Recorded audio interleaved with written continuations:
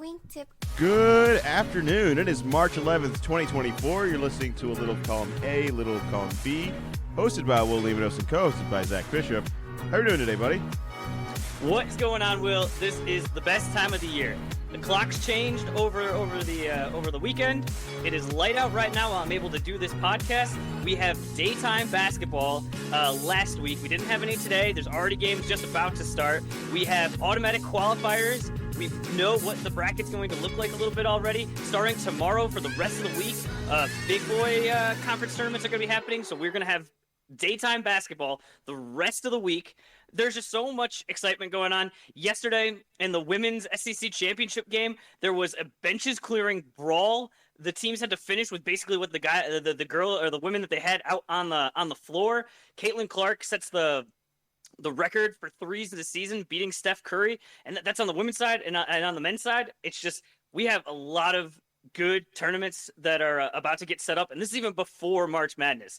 I asked you yesterday. I said, "Hey, we're getting kind of close. Do you mind setting up the bracket group?" And you said, "Yeah, no problem." And then I happened to notice right before you had posted it, and we don't even have the bracket yet. But just seeing it, just the excitement of we're about to have a bracket. We're about to have a bracket group. Like, I'm just excited. I'm just so excited. It's about to all happen. I'm going to A10 games on Thursday. I'm going to the first round in Brooklyn the following week. It's going to be basketball, as much basketball as you can handle. It's here for you. You just have to take it. Well, as Zach mentioned, it is March. It is that time of the year where the tournament is about to begin. We got 10 days. I got a countdown timer on there. We do a free bracket every year. The entry's free. You just got to sign up on a Yahoo account, and you can fill everything out, and best of luck against us. It's a pretty stiff competition. First place is going to get a $100 Amazon gift card. And you can sign up on our page, little of column A, little of column B. You can reach Zach at his Twitter, which is WickedZman24. Yeah, sign up. You don't want to forget. Now, don't sign up too early, because I think sometimes you sign up too early and then you forget to fill it out. You got to remember to fill it out. All right? We got to complete this. I feel like every year we get a couple people that sign up early and then never fill it out. It's like, all right, well, we got 100 people in here. We're only like 115 or like 95 filled it out. So let's get it all done this year. I'm super excited for it. You know where the group is. It's easy to find. Right at the website, or not the website. Right at the the Facebook group. Little column A, little column B. And like Will said, you don't need to sign up right now, but just remember this is on your checklist for Sunday. Have this be the first one you fill out. Just fill out with your heart. Don't get all bogged down later in the week. You overthink things. You change things. Just as soon as you see the bracket, this is the first one you just fill out. And you let your heart go, and it's free.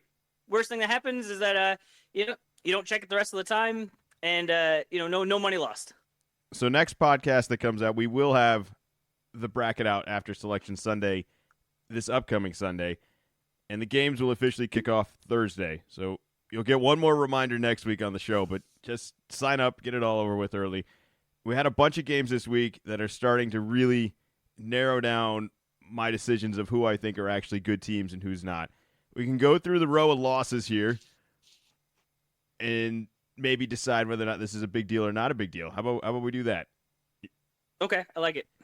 All right, first game, first loss. Arizona, 6th seed, 6th in the country. I don't know if that's updated or if that's what they were at the time. These alternate. So they lose to USC. This is a fascinating team that I think has been highly ranked like most of the year, and yet I'm so unimpressed by them. Is there something I'm missing about this? Because I'm not shocked they lost to USC. I'm not shocked. I'm not going to be shocked if they lose early in the tournament. This feels like a 2 seed that's going to go out first round. Am I crazy, or what am I missing out of all this? What is the upside of Arizona, and why have they been essentially a top 10 team most of the year? I think I understand where you're coming from. Get bounced in the first round last year. Very surprising upset. The team, the makeup of the team is different this year. I think that part of it is Pac-12 team. The Pac-12 is no more after this year, as well as they're a West Coast team. All of these games are late. Probably a lot of people, this is the first time that they're hearing that Arizona lost. Like, wait, what are you talking about? Because, these games are on late at night. You miss them.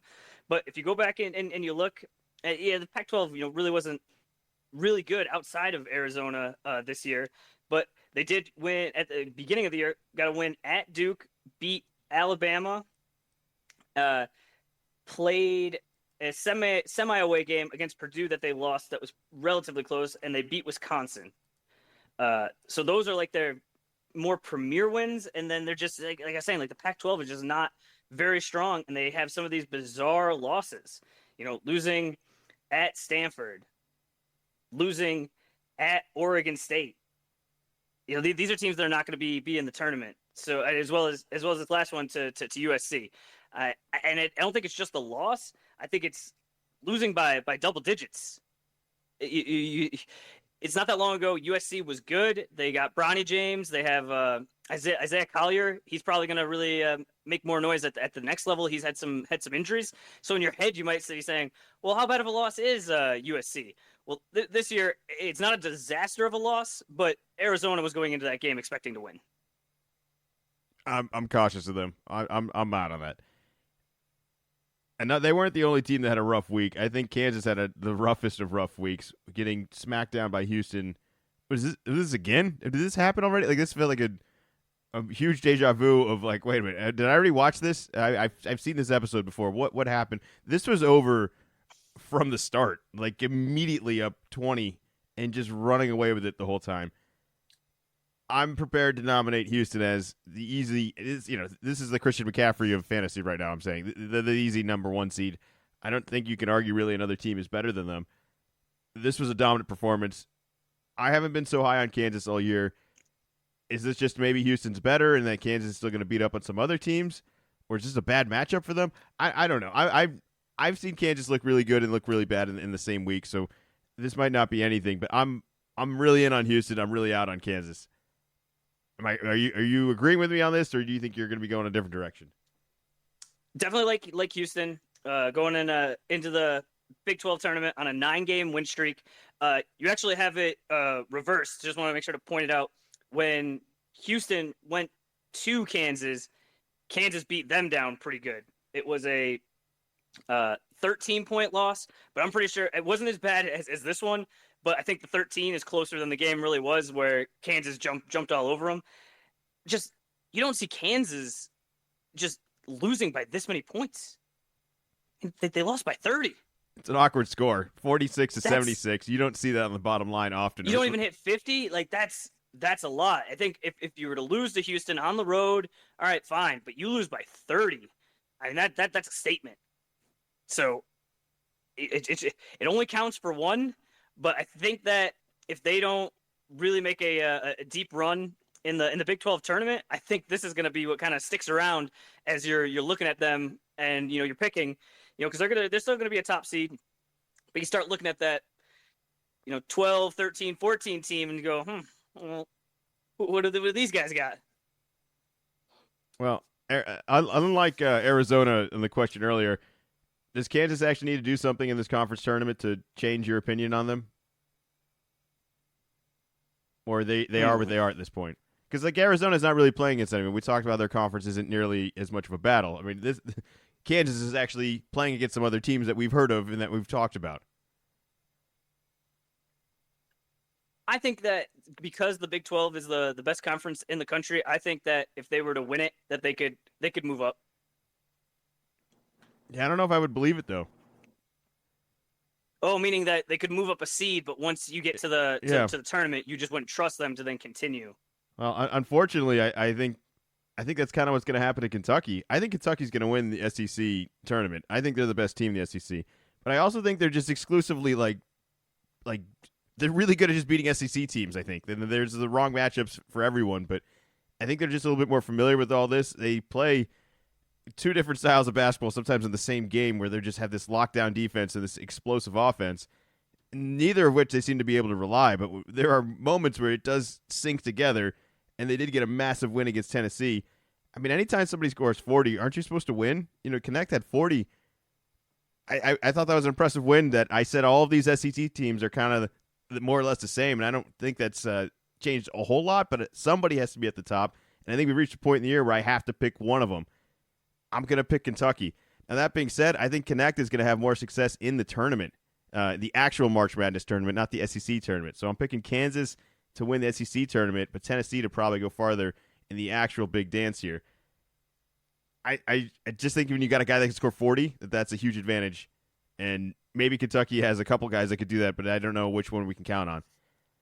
But I think that they just own the SEC at this point. I think that they just are out for blood at this point, and maybe it'll carry over to the actual tournament. That's my wild take on all this. Kentucky or Tennessee? Kentucky. I think Kentucky's the best team in the SEC right now. Despite, I think they're going to win the SEC tournament, but they're not going to go farther than the regular tournament. Is that making any sense at all? That I think this team just owns the teams that they're most familiar with. They struggled, between the middle of January and the middle of February. They lost 6 times, but now they're on a was it 1, 2, 3, 4? They're on a 5-game winning streak, and it seems like every time they're going into a very difficult matchup, they come away with a win. They went to Auburn and they won. Then they beat Alabama at home. I don't think that was very much expected. Then they go to Tennessee, and it's like, oh no, Tennessee, they're really good. But anytime that they've been a real underdog, they've stepped it up. So it's just a matter of like which team shows up, and this team has been just like all over the place. Like you said, they gave up 40 points to a guy.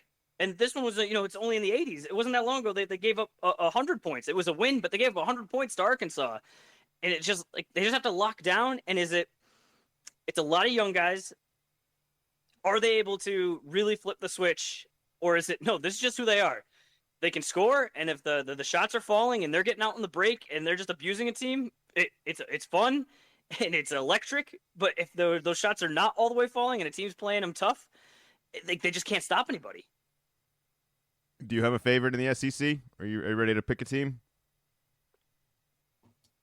I like Tennessee. I think Connect is one of the best and one of the most fun players to watch. You think they'll win the SEC tournament? Yeah, I'll go Tennessee. I just don't think I don't think they're gonna happen. I don't think it's gonna happen. I just think somebody's gonna get them. Everyone's getting everyone. It's so tricky with these tournaments because it's almost like the coaches, some like are more focused on the regular season, and then when the tournament comes, it's almost like they'd prefer. You don't want to get embarrassed, but you win your first game, and then the semifinals, you just dip out. Whether that's Thursday or Friday, you just dip out. You got an extra day of rest, and you're ready to prep for the tournament. And so I think different coaches put a higher value on it. But I think Tennessee, if all the teams play like to expectations, I think Tennessee will be the SEC champion. Now we're going to talk the ACC. You going to be able to stay rational? You going to be able to be somewhat level-headed? All right. I'm a very rational person. Is there an adult in the room? Can somebody handle this right now? Was I not very rational on Saturday? It was. Or was I much more rational than I was earlier in the year? I think that there has to be a comparison. If you're comparing it to yourself, it's definitely within your range of your rational. Yes. But if there's other people in the world that think we're completely irrational for just watching the sport. So I don't want to be compared to those people. They're that's not what having I'm saying. Any fun in March. I don't know what they're doing. They're doing something else. I'm talking. I can just only compare myself to myself. All right. That being said, Duke was not successful in defeating UNC this week. It was a good game. It was not a blowout. It wasn't your worst played game. It wasn't their best played game either. I think this is a really tight matchup as well. I think these are easily the two top teams in the ACC. And where I want to place them easily. Yeah, well, easily. I mean, who do you got a third? I mean, how far on the list you got to go now? Clemson. All right, yeah, we've joked about it, but now that we're at the end of the season now, I have it as the ACC has 3 locks. It's Duke, UNC, and Clemson. Clemson probably coming in around a 5 seed, and then there are 3 maybes.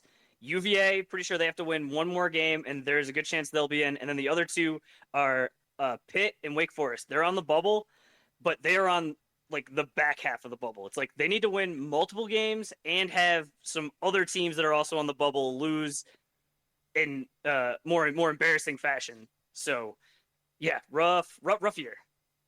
All right, so these are clearly like the top 2 between them, and it was a good battle of all this. And I hope that we actually get to see another matchup, a little rematch, hopefully shortly. That is the fun thing of all of this is if the teams do take it seriously, like you said, and they advance far enough, you do get you get another Duke UNC matchup. Like your chances of that happening in the actual tournament, good luck. But good shot of this happening in the ACC tournament here. I think UNC's been slightly better most of the time. I just like that they get a little bit better shot selections, and I think that's really the only thing I'm separating between all of that.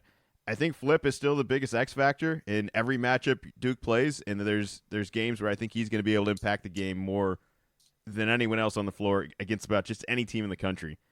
I just think he's got that length, he's got that size, he can stretch it out, the three ball can fall.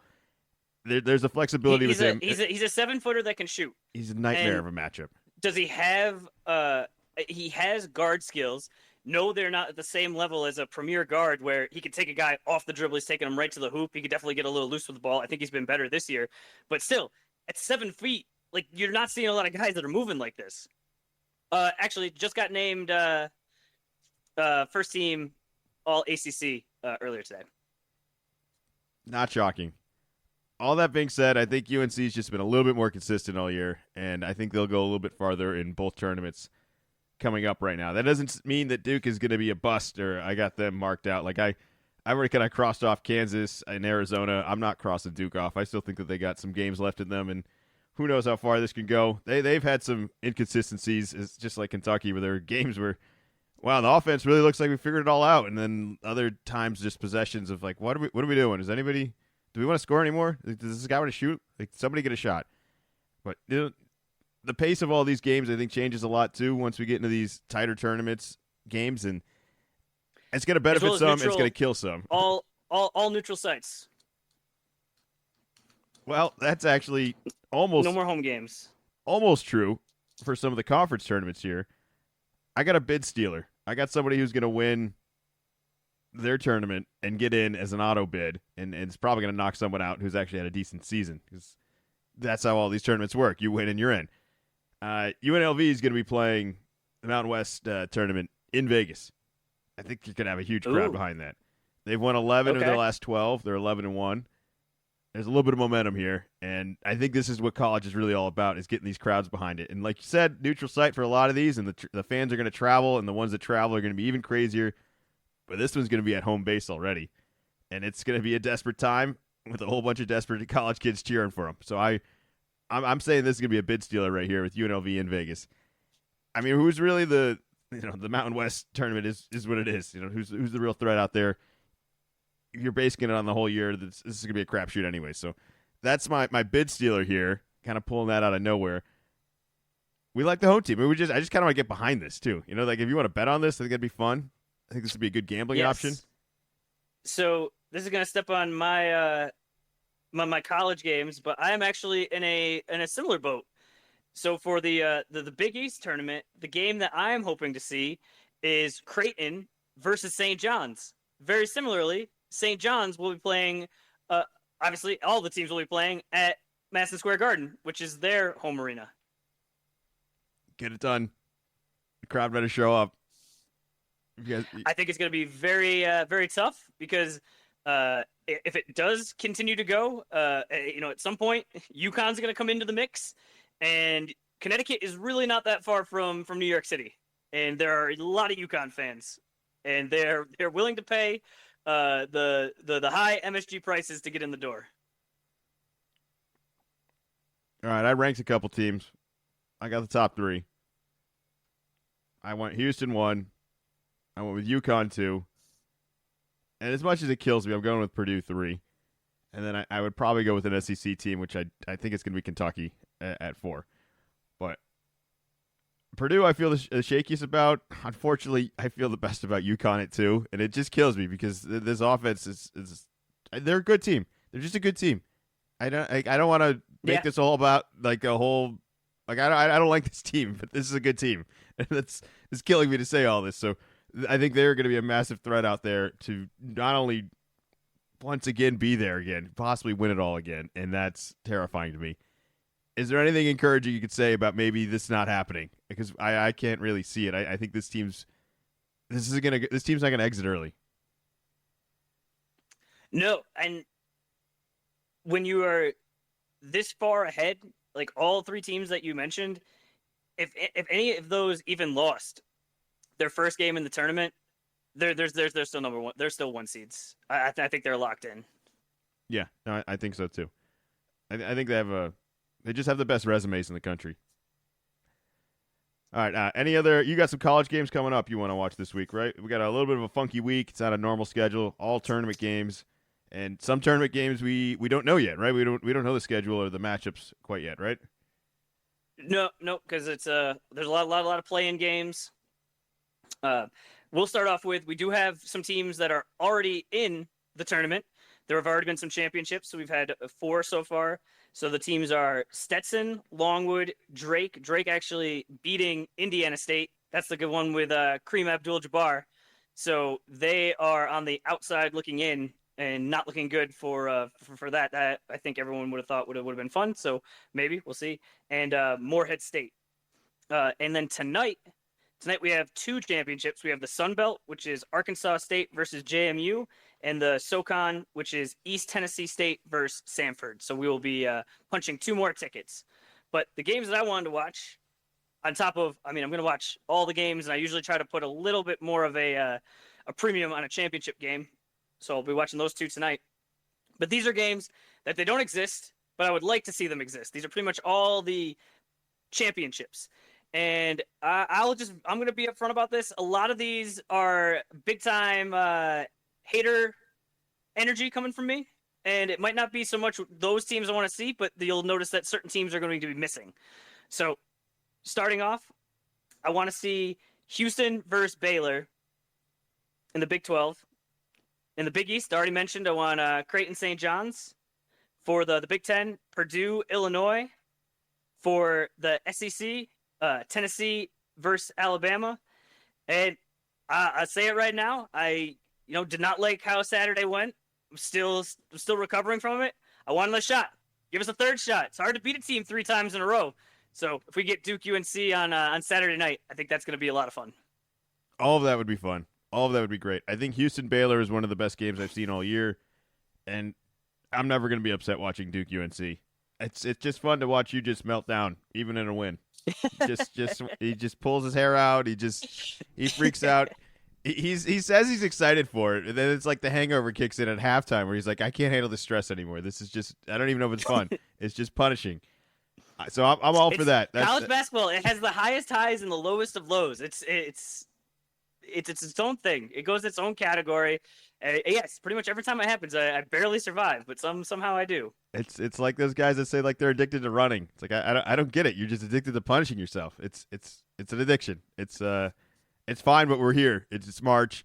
I have to imagine this has got to be strengthening like my body to put it through these tests regularly. Like I have to be getting stronger. Yeah, maybe. All right, so we got a tournament coming up. We got a whole bunch of tournament games this week, and then the big dance, all that kicking off on the 21st, next Thursday at noon. So sign up and get your brackets filled out by then. Let's transition now into a different potential tournament that is not going to be happening this year, but there will be a Vegas Invitational for college basketball next year with 8 teams. Who is this 8 for? teams. And how is this? Where does this fit into all this? Like, if this was, say, happening this year, what's the schedule of it? So there's no firm date yet. I'm going to imagine that this is going to be in the November-December pre-conference season.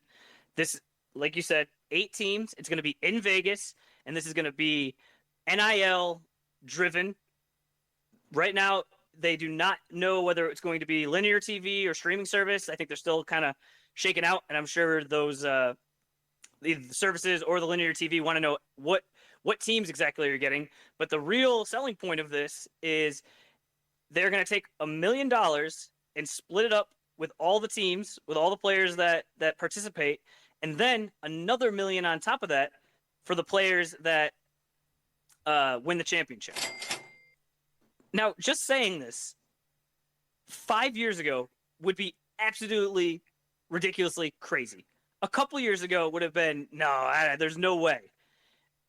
That we've come so quickly from you cannot pay a player, you cannot even hint at paying a player, to now it is just right out here in the open. This is what's happening. We have $2 million. We want to give it to college athletes. I think it's going to be a bunch of fun. I think it's going to attract premier teams. And anytime at the beginning of the year, we have the Maui tournament. There's a lot of tournaments. The Bahamas, all over the place. I don't think that we can have too many of these tournaments, and I hope that with the money going to the players like this, that it just encourages more of the premier programs.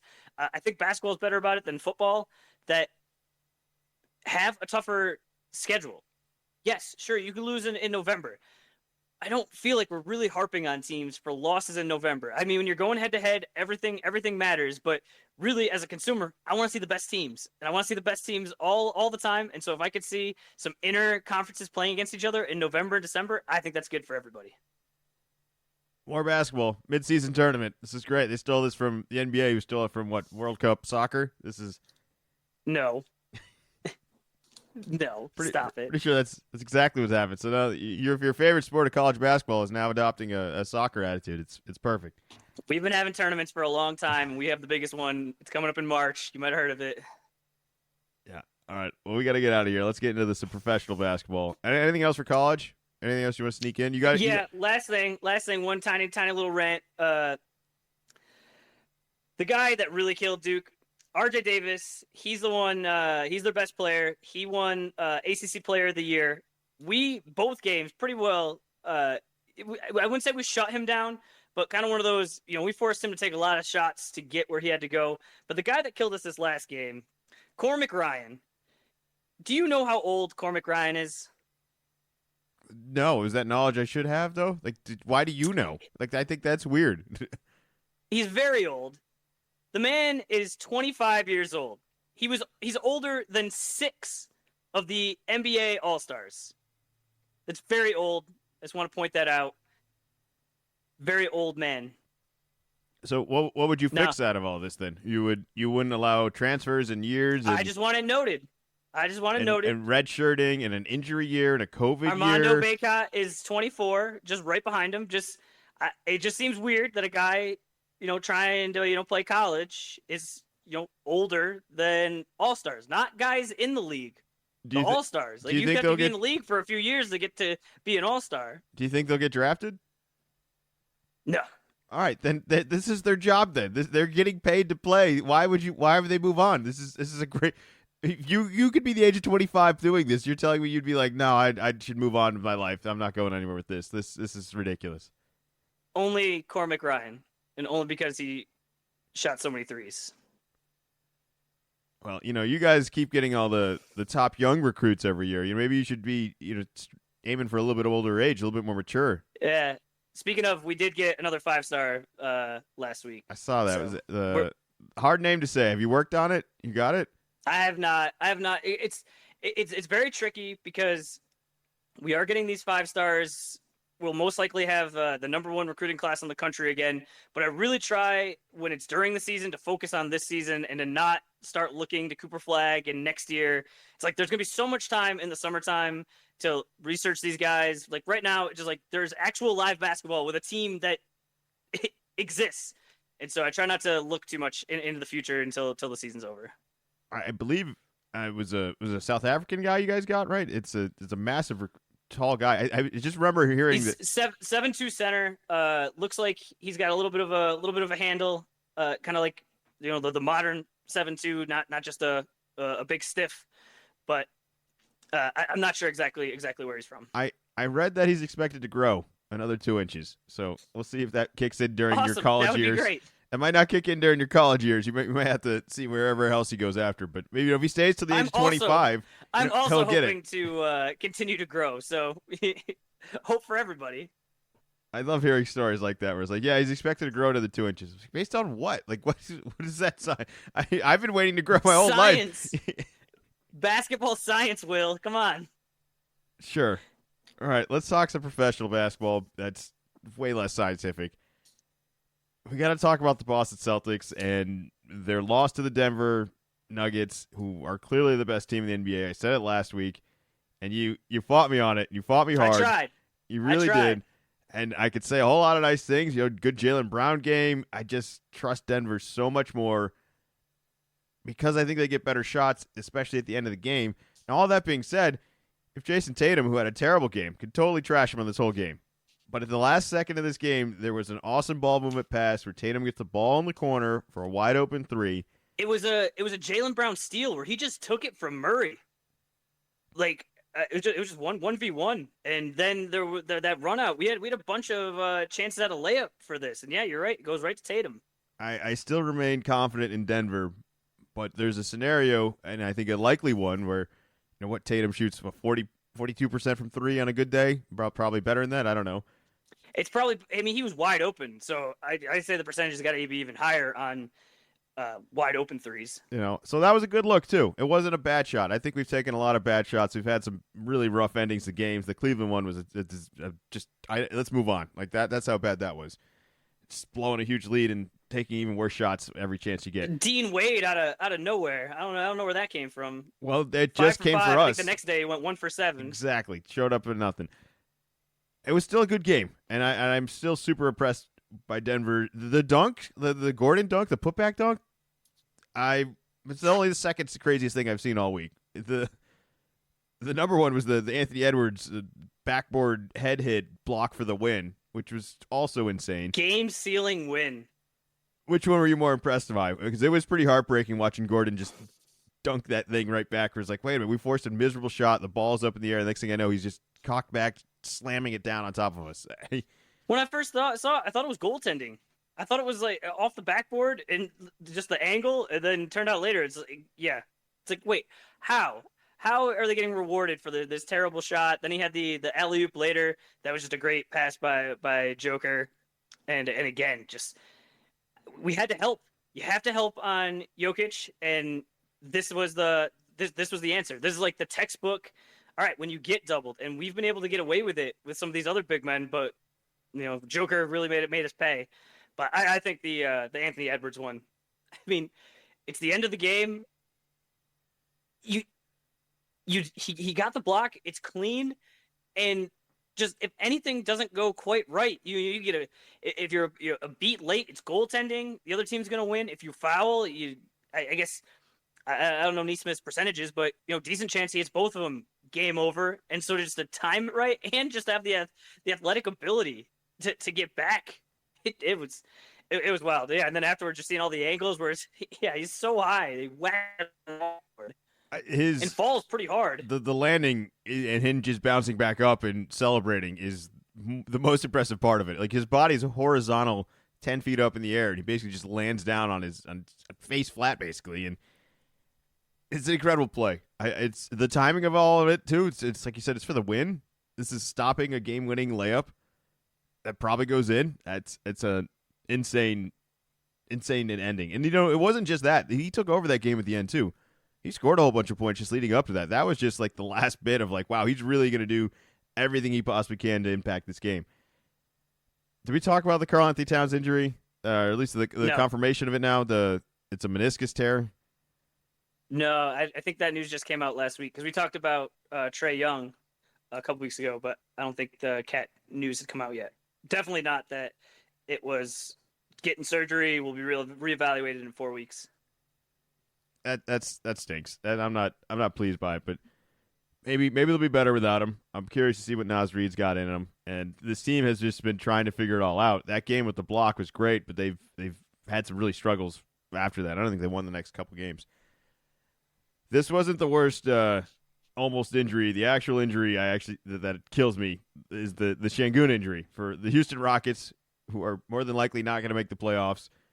But I felt like they were in a little bit of a groove this last couple of weeks. You'd mentioned it. I think we've been hearing a little bit more on some podcasts. And I also just felt like they'd finally figured out which guy out of all the young guys was going to be the one they were going to run everything through. And it was Alfred Şengün. And it was like the second I started like really being comfortable with that, being like, this is the guy. This is who they're going to build everything around. He's been carted off a wheelchair like the next day. Like he's been excited to watch all year. He's kind of a weird, quirky player in some of the style he plays in, but this is terrible. Like I really hope he's all right. I don't know how bad it is. I didn't see any info today. Did you see an update? I didn't see anything on what is confirmed. I didn't see. I saw he left in a wheelchair yesterday. Just like you said, been having a great year, and really just in the past week. I mean, he went up against Wemby and dunked on him, scored 40 points. I felt like he really took it personally and said, "Hey, you know what? I'm hearing a lot of good things, but you know what? I'm a veteran in this league." The next day, I think it was a 30-point triple double.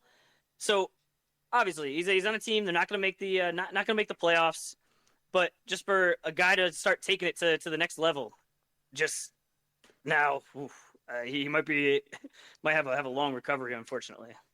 Oh, I'm excited. But to go back to the cat injury, you know who has stepped their game up was one of your favorites, Naz Reid. He's trying. I think he's shooting too much, which isn't the end of the world.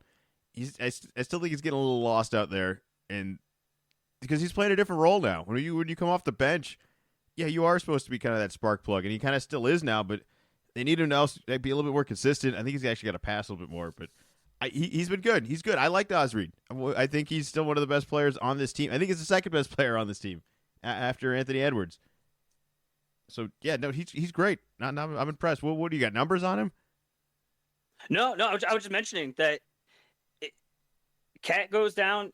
People especially a star like Cat gets injured, people have to step up, and your roles change. You just mentioned it. When you're coming off the bench, it's different than starting, and you have to do different things, and not everyone is prepared for it.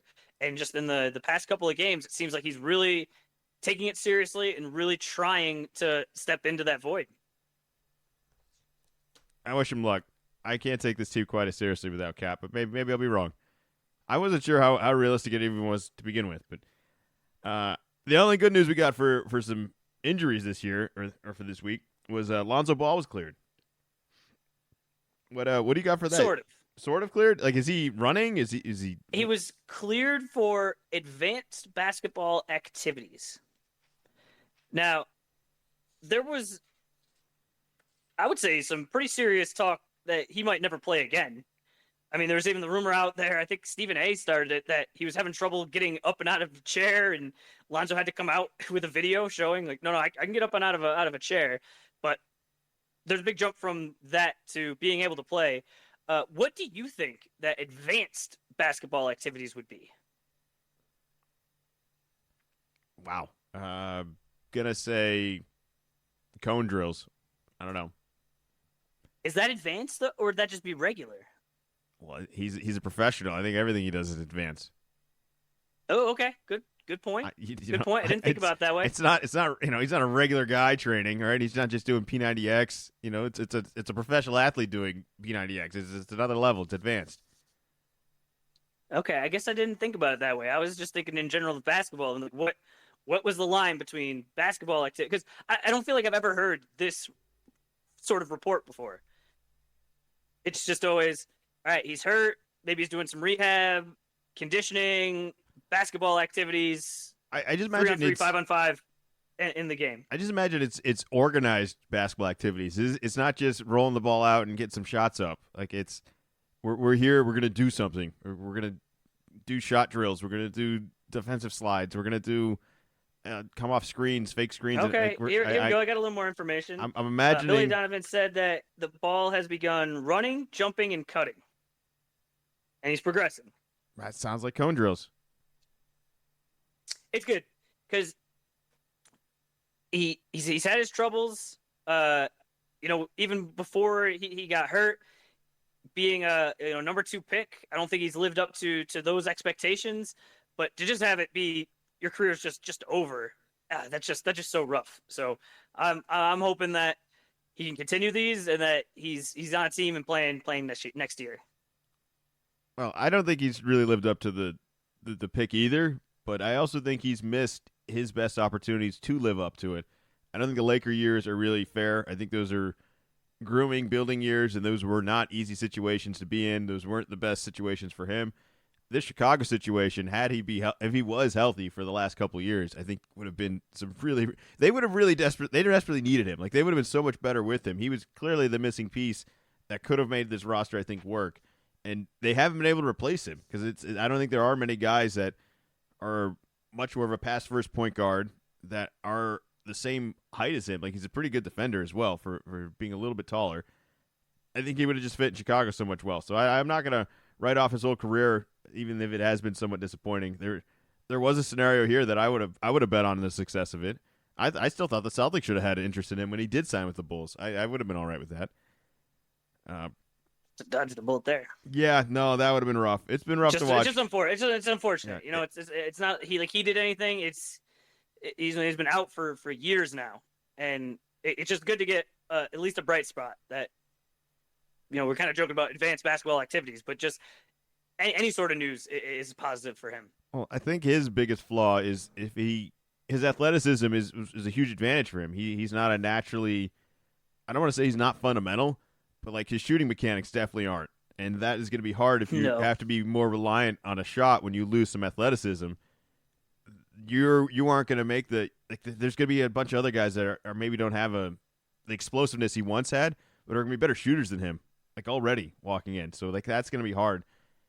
I'm rooting for him though. I hope it works out. I don't want to just see it end like this, and I almost kind of hopes it works out in Chicago. It's going to be funny when he finally comes back and this team's terrible now because he missed all of the contracts, the high contracts that they had to pay, and just missed the whole window. Levine hurt. Speaking of new contracts, let's move on to the NFL.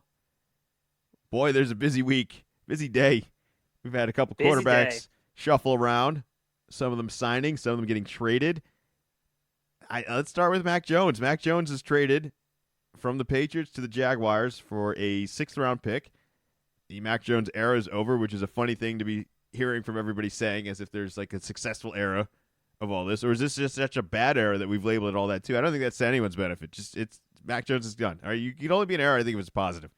I don't want negative eras. I'm not. Well, I prefer not to have negative eras, but it was negative. Well, I'm not gonna miss him. I thought it was kind of ridiculous that we went with him again this year. I was already favoring Bailey going into the year, and I'm glad we got something for him though. And a 6th-round pick is not much, but it's better than nothing. And at least we're not paying him $57 million while he signs for another $1 million for another team, unlike Russell Wilson. So like that's also a win. I'm happy that we're not doing that. So when the news came out over the weekend that he was, or that it said, I think it is something that the Patriots are looking at trade destinations, or teams are calling about Mac Jones, and I made the joke. I said, NFL teams or these like arena football teams, because I was trying to think. This seemed, I would have bet money that we were going to cut him because we were going to try to trade him, and we were floating this out there. Like, yeah, there's definitely interest. Alabama quarterback, 15th, first round pick, won a national championship. Yeah, we're getting lots of calls. So I'm surprised that we got anything for him. It was a few years. Do you have a favorite memory from the Mac Jones era? The day he got traded. Okay, that's fair. No. I my favorite story of it all is actually when over the past offseason, or I think during this season, where he lost some body fat and he gained like some muscle, like some 8 pounds of muscle or something. He's like, yeah, no, Mac's in great shape this year. It's like, yeah, great to hear a professional athlete being in great shape. Like that's really, really encouraging that this guy wasn't and now he is. That we're really heading in the right direction finally. I mean, how old is he? What is he, 25 too? Like this is, it's fine. It's a weird quirk. I think it's terrible that he's going to Jacksonville, where he came from one team that didn't really have a bunch of an offensive line and didn't have a whole lot of time to let anyone ever get open. Jacksonville's not going to have any better luck with this. Like the reason Lawrence is hurt all the damn time is because he doesn't have any time either. So I'm glad he's still in the league. I think he's still a worthy backup. I just wouldn't want to bet on him as a starting quarterback. What part of it is good about being a backup? I don't think he'll be a distraction as a backup, and there are certain people. All right, maybe that's what you're looking for when you have Trevor Lawrence, who's the clear cut. He is the starter. There won't be any sort of, Trevor Lawrence threw two picks in the first half. The crowd's starting to rumble for Mac Jones. Yeah, you're right. I guess I don't see that coming. Look, it's a really thin line you got to split between having a backup, because everyone, how many backups played this year? You have to have a qualified backup for that likely scenario that your starter gets injured. But you can't have a guy that's also like, we don't believe in the starter and the backup might be better, and then you kind of have these quarterback competitions with not only at practice but like with your fan base. You don't want that either. You know what's worse than that scenario? Not having a quarterback at all? When your starter's bad and your backup is bad, and I had to live through it this year. Yeah, well, I think Trevor Lawrence is solid. That's fine. He's not my favorite, but he's better than Mac Jones. I think this is a good. I think this makes things a little bit easier for us.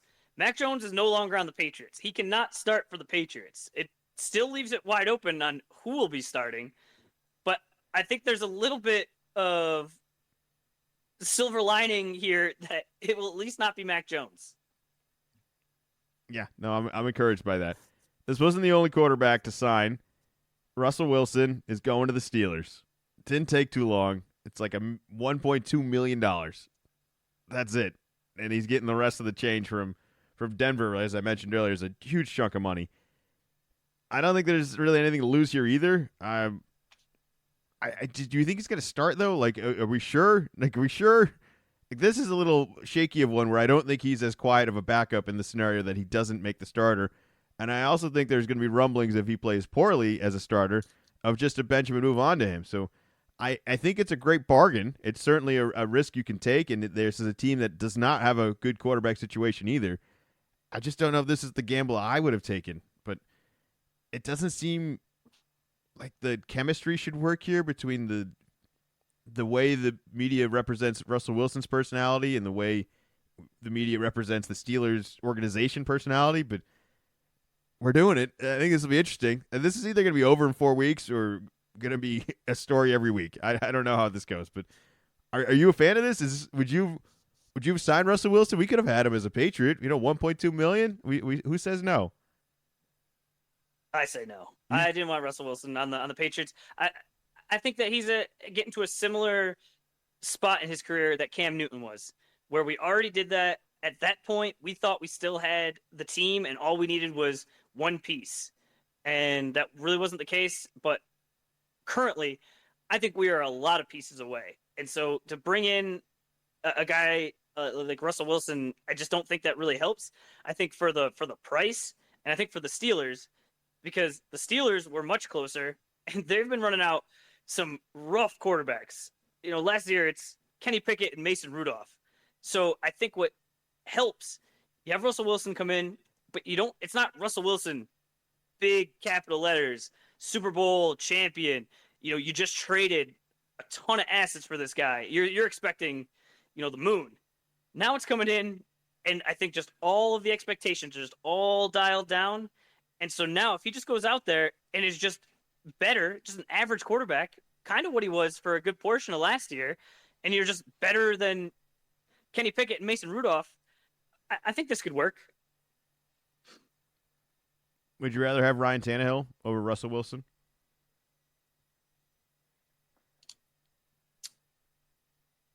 I think I'd rather have Ryan Tannehill. I think so too.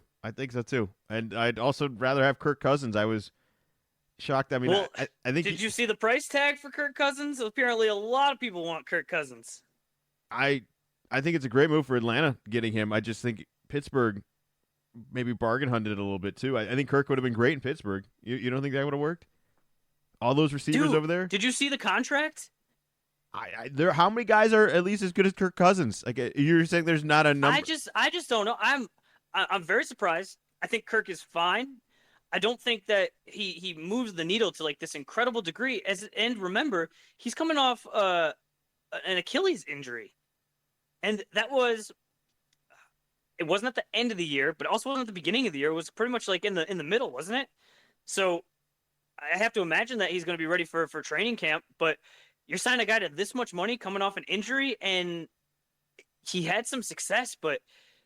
Oof, I don't know. It seemed like a high price to pay.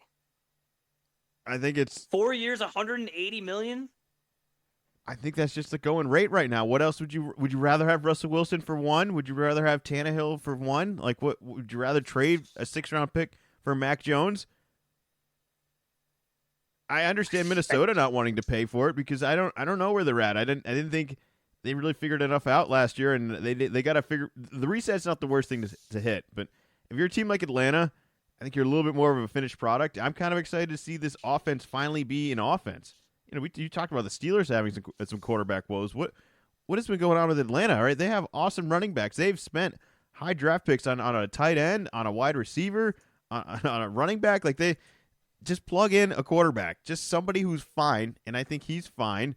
And so on that, I think it's a good move. But those other picks have to actually deliver as your actual strengths of the team to make this work. They can't just be okay average guys to go with an okay average quarterback. But I think Kirk's good enough to get it done. It's not going to be a constant Pro Bowler or like I think a legendary threat in the long run. But I think you're going to win a lot of games with the roster they have with him at quarterback. If he doesn't play, though, the injury, totally up in the air. But I think we've opened the quarterback window that Brady has and Rodgers has, that we're just going to give guys chances until they're 45. Like, so, he's only 35 right now. In all likelihood, he might have 7 more years left if this pans out like some of these other guys have. So, I don't know. It does seem like a crazy number. I'm with you. It wouldn't be my first choice. Just, it's that and just coming off the injury. So I'd imagine they know more than I know, but just maybe you're right. Maybe you're just getting adjusted, and the cap did really jump a significant amount this year, and maybe this is just, hey, this is what a veteran, competent quarterback costs in the league now, and you just gotta kind of reset what the numbers are in your head. Don't worry, they could just trade him back to Denver in a year. All right, they'll give up a ton of draft picks for an overpaid quarterback, and then they'll just cut him. So I don't know. You can get that advantage on the new owner syndrome, but I don't know how many times you can do that because you're only a new owner for so long. I liked having some football news. I didn't see any of this coming either. I wasn't prepared for any of it. The Wilson to the Steelers was shocking. I mentioned that's kind of the difference in chemistries and philosophies, but this one was like, all right, is Atlanta really swinging for it, or is this like the most overpriced average move in the world? Like it's like you said, how much does this really move the needle? I agree. It's like we're a professional team now. All right, we at least have a quarterback, but are we taking them as a serious threat now? I mean, the division's a mess. Like they should easily win that. New coach, new quarterback. There's at least some excitement. Tampa Bay sure looks like they're on the doorstep or kicking down the door that they've re-signed Baker Mayfield. All right, let's jump into a little fantasy question of Atlanta here. I'm not necessarily saying you have to draft Kirk Cousins, but would you be more interested in any of the receivers, tight ends, or running backs now that this news is out? Because we ranted all last season. I it would didn't say go well. Even interest on Kirk Cousins because he had some awesome weapons in Minnesota, but I think these other guys, I think it's just a smidge, because I think that coming into this year they were all ranked pretty highly because we all thought that Arthur Smith was going to use his weapons, and then he didn't. So I'd be interested to see what the draft position was last year, where they finished at, and then where it is this year coming into the year. Where did it move a ton from last year? Just where the expectations were just so high previously. So he's going to save Kyle Pitts. That's what you're saying. He's going to be worth it this year. That's bound to happen. How many years in a row are we going to say this is the year? This is the one. Just nothing. One more year. One more year. All right, yeah. So this is the one for that. The Eagles, they signed Saquon Barkley. I believe the year before they signed Swift for a year, and now they've got Barkley. Sure. Like this is not terrible. I guess somebody had to sign him. I'm happy he's at least going to a team that's going to be a little bit more competitive. It's been pretty sloppy for the Giants, but I just, is there any price tag at all you think Saquon would have been worth it, or am I misreading this? I think there's at least some part of inner division. Just, hey, you guys don't want to take care of your running back over there on the Giants? Yeah, we'll take him. Yeah, because Swift signed with the Bears, so that they needed a running back, and he probably overpaid, but I kind of feel like you have to do that for premier running backs. And will he last all 3 years? Well, we'll see. There's not a lot of guarantees in the football contracting world, so I think it was worth the risk. I think he's had to play with he was there when Daniel Jones had his good year, and then afterwards, Daniel Jones got hurt pretty quick. And I think it's tough to be the running back when the other team knows you're the best player and that the team really isn't going to have much success passing, so you can just stack the box. We're now on the Eagles. You got Hurts. You got their whole offense. I think that it's going to open up a lot more opportunities for them. Of all of the weaknesses that Philly had last year, though, I don't think the running back was the glaring one. Like, there was something off about this offense during some of the games, especially during the second half of the season, that I feel like they definitely had to replace it. I understand they needed a running back. They lost Swift. That was a worthy gamble. It's fine. It worked out. He wasn't terrible. It wasn't a bust. He definitely played for them. So, like, you got some good things out of all that. But I'm not sure. This seems like a finishing move, and I'm not sure if this team's quite in that finishing position quite as. I don't think they're really as competitive as they were a couple years ago. They might have missed the window, and signing him, and then this ends up turning into like a sloppy rebuild over the next year. I could just see that going completely wrong and looking terrible. Like, why did we just sign this guy? We could have had a draft pick of blank or just signed somebody for a hell of a lot less. But trying to stay competitive, I guess if you have a good quarterback in Hurts, that you do whatever you can for it. I mean, you got the advantage on everyone else of having someone you trust behind center, so why not? Massive tush push with all this, right? You know the amount of squats these guys are getting here? We got Hurts and Barkley in there. No days off on leg day. Look out. All right, anything else for the NFL? I'm sure there's all sorts of other stuff. You mentioned Baker Mayfield getting some money. Josh Jacobs signed with the Green Bay Packers, and then they cut Aaron Jones. So Aaron Jones will be headed somewhere. Future Patriot. Oh, actually, yeah, speaking of the Patriots waived Devontae Parker. We signed Hunter Henry and Kendrick Bourne re-signed. No, I didn't even notice that one. We got Antonio Gibson from the Commanders. All right, I'm not against Gibson. He, again, how do you judge everyone on all these bad teams too? Like, how much of it was is it him, or is it like this just was a rough situation? We're lucky we even heard of him. Like, he had some good games. Definitely not the worst running back to have, and I would trust him. Just to kind of wrap up this whole podcast and a nice little bow here. Cormac Ryan, DeAndre Swift, and Mac Jones, all 25 years old. It all comes back. Time is a flat circle, Will. So you're saying by the age of 25, Mac Jones' career might be over, and this other kid in college might just be starting. We were so close. Lonzo is 26. If he had been 25, it would have been just so perfect. We were so close. I mean, who cares? I feel like you're the only one keeping track of all of this right now. They're like awards. Nobody cares. We give it to you the one day, and then we move on to the next. And they're like, hey, did they win? We're like, I don't know. Does anyone really care? Like the Oscars last night. Like the one movie we all expected to win won all the awards.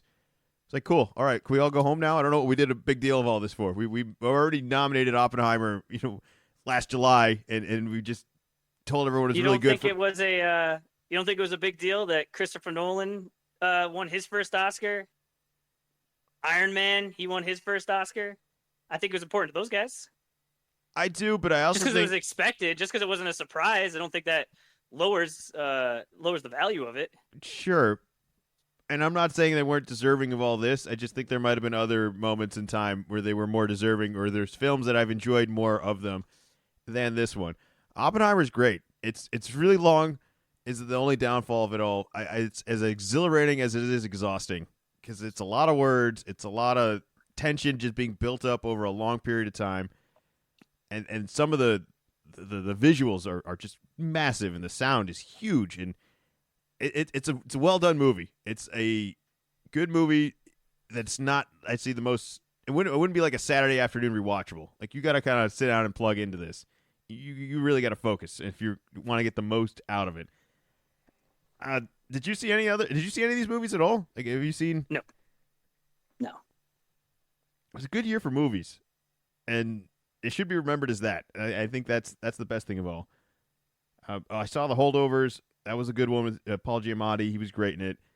He's got the quirky. He's wearing like a contact with an eye pointing in a different direction to kind of play the character with a slow eye or whatever. But it's a good movie. That one I think I could recommend as well. That one's a little bit easier for watch. I think American Fiction was my favorite movie out of the whole bunches that was nominated. That's a way easier comedy dramedy sort of movie. That's got a really funny premise. But overall, the Oscars are fine. I thought the performance I saw, I'm Just Ken by the Barbie thing. The Barbie movie was great. It just seems like it was a whole awful lot about Ken for everyone to say this is such a female movie. So good for everyone, I guess. We got to see Ryan Gosling be a star of the Barbie movie perform. Is that like? I still feel like that's a little backwards, but no one else seems to be as upset about it, and I'm not going to get upset about it. So that's kind of my little Oscars take right now. Did you have any questions? I mean, I feel like a whole lot happened yesterday, and you haven't seen any of these movies. I don't know where else to go with all this. I don't think I normally see the movies that are at the Oscars. Like those are the top. And I think it's only been in the past few years that it's been more of the popular movies. I feel like it's almost been on purpose that it's all right. You got the Marvel movies over here, and then you have these. They're not movies. You have the films over here. That these are the ones that are going to win awards. But no, I thought it was cool. I hadn't realized that Christopher Nolan, just well-known director, would have assumed he had won an award before, and that he hadn't. I was surprised that Robert Downey Jr. It just seems like he's been around for a while. He had never won an Oscar, and just kind of reminds you that these awards they're hard to win. And just because you're popular, you can be an A-list celebrity, you're not necessarily just handed one of these. No, it's fine. I have a hard time making the time to watch the shows. I think that's the only thing I'm not crazy about. You can totally watch it the next day. It's like the dunk contest. Just let me get the highlights and everything tomorrow. I don't need to sit there and wait in anticipation because it's like I'm not really rooting for anybody here. Like it's cool they got the acknowledgement. That's great. I agree with it. Like is that I gotta sit and wait and watch to do all that? It's fine. I would compare it much more to the NBA draft than the NBA dunk contest. Yeah, maybe. I guess the draft, everyone gets dressed up and all. Where that, if you're really into it, it is fun to watch it, and you want to know immediately who got drafted. But if you're much more casual, if you just check the next day and see, all right, well, these who got drafted, or oh, these are the people that won, like you're fine. Gambling on it was actually, I kept seeing a whole bunch of stuff on all that. What is that based on? I guess I don't really. I follow sports so much that I feel like I have some knowledge gained from it. But the gambling on all this, like, what knowledge do you have? Like, what were you just reading stuff on Twitter? Or are you just reading tabloids? I don't understand it. It's purely your opinion and just a gamble. Like, it's just a reckless gamble. Oh yeah. I mean, just like sports gambling, it's reckless. Yeah, I guess I just the philosophy of sports betting I can justify a little bit more of defending. Like this is what I truly think is going to happen, what should happen. Versus this is like I have no idea like why I would bet on this and think that I got a good feeling about this for this reason. I don't understand what it all is, but they're doing it. That's the gambling's not going away anytime soon. Nope. Just became legal in North Carolina. I think today. Well. I just wrap everything up by saying, please sign up for the Little of Column A, Little of Column B March Madness Podcast Bracket Challenge.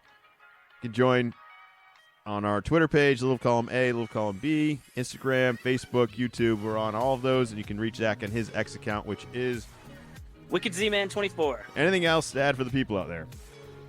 I'm just so excited for college basketball all day, every day. Take some time off, enjoy it. Conference tournaments are a nice little preview for the big dance that's coming up next week. Just watch a lot of basketball, have a lot of fun. We'll be back.